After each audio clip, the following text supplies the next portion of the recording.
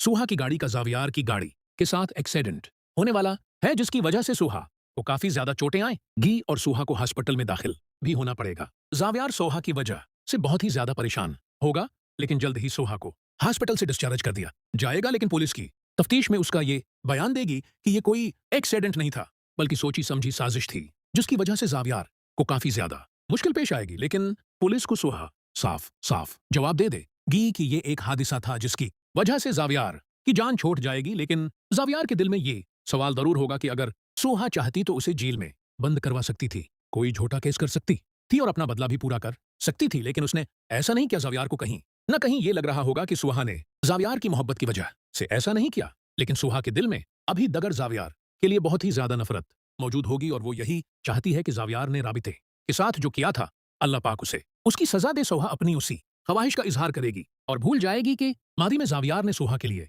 क्या कुछ नहीं किया। अस्पताल से वापसी के बाद भी घर का माहौल बोझल था। सोहा जिस्मानी तौर पर तो संभल रही थी, लेकिन उसके दिल के जख्म अभी तक ताजा थे। दूसरी तरफ जावियार हर वक्त उसी सोच में गुम रहता कि आखिर सोहा ने पुलिस के सामने उसके खिलाफ बयान क्यों नहीं दिया। वो जानता था कि अगर सोहा चाहती तो एक लम्हे में उसकी जिंदगी मुश्किल बना सकती थी, मगर उसने ऐसा नहीं किया। एक रात जावियार खामोशी से बिल्कोनी में खड़ा था जब उसकी नजर सोहा पर पड़ी। सोहा भी सहन में बैठी आसमान को तक रही थी। जावियार के दिल में हजारों सवाल थे, मगर वो उनमें से एक भी जबान पर न ला सका। उसे लगता था कि शायद सोहा के दिल में कहीं ना कहीं उसके लिए नरम गोशा मौजूद है, वरना वो उसे इतनी आसानी से मुआफ न करती। लेकिन हकीकत उसके बराकस थी। अगले दिन जब फरियाल सोहा से उस हादसे के बारे में बात कर रही थी, तो सोहा की आंखों में एक अजीब सी सख्ती नजर आई। उसने धीमी आवाज में कहा, मैंने जावियार को बचाया नहीं, मैं सिर्फ झूठ बोलना नहीं चाहती थी।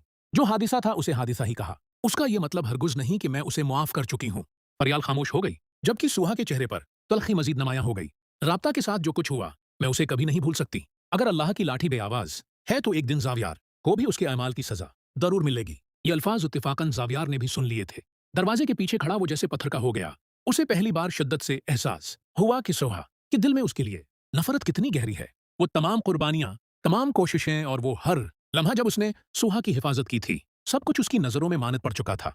इस रात जावियार देर तक जागता रहा। उसे एहसास हो रहा था कि मोहब्बत हासिल करना आसान नहीं, खास तौर पर जब सामने वाले के दिल में माजी के जख्म अभी तक जिंदा हूं। दूसरी तरफ सोहा भी अपने कमरे में बैठी राब्ता की यादों में खोई हुई थी। उसे मालूम नहीं था कि उसके अल्फाज जावियार के दिल को कितनी गहरी चोट पहुंचा चुके हैं, मगर किस्मत अभी उन दोनों के लिए एक और इम्तिहान तैयार कर रही थी। चंद दिन बाद एक ऐसा राज सामने आने वाला था जो ना सिर्फ राबिता के माजी से पर्दा उठाएगा, बल्कि सोहा और जावियार के रिश्ते को भी एक नए मोड़ पर ला खड़ा करेगा। ये राज सुनकर सोहा